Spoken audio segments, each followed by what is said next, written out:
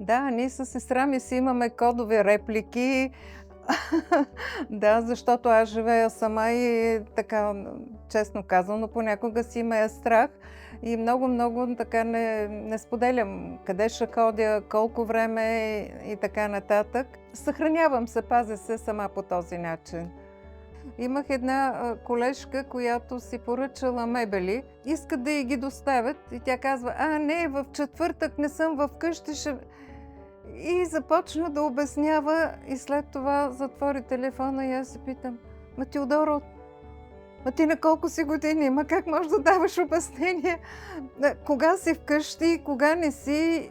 Такива неща ме впечатляват и аз отбягвам да бъда подробна и конкретна за дати, часове, дни и така малко по-завуалирано. Когато, понеже така ми се случва, пътувам често, всичките снимки, това, което искам да кача във Фейсбук, е след като се прибера вкъщи. Докато ме няма, нищо не качвам. Да. Защото много хора следят и докато няма никой, просто си свършват работата. Отпускарския сезон е рисков сезон. Да. Най-добре е човек да сподели това, което е изживял, когато има контакт особено с близки познати, дори на наша възраст, защото е така един вид, ти можеш да предотвратиш подобен случай на хора, които може би пък да нямат млад човек или близък, който има грамотност, защото има много хора, които са възрастни и по-възрастни от мен, които наистина много неща са им трудни.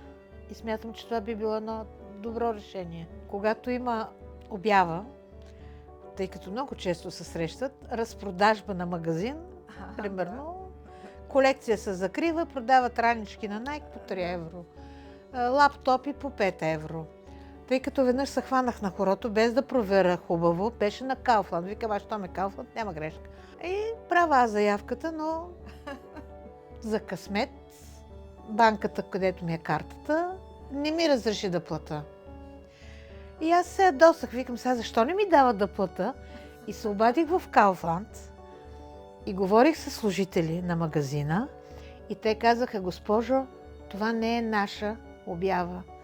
Това вижте хубаво горе в домейна, че не е нашето пълно име. Просто бих посъветвала хубаво да гледат и да четат всичко. Може да се случи на всеки, защото нещо, което много искаме да имаме и ни се дава тази, макар и измамна възможност, ние искаме да го постигнем, защото това ще ни донесе една хубава емоция. И затова човек се доверява. Първото нещо, което трябва да направим, съветвам да се погледнем много внимателно името на изпращача.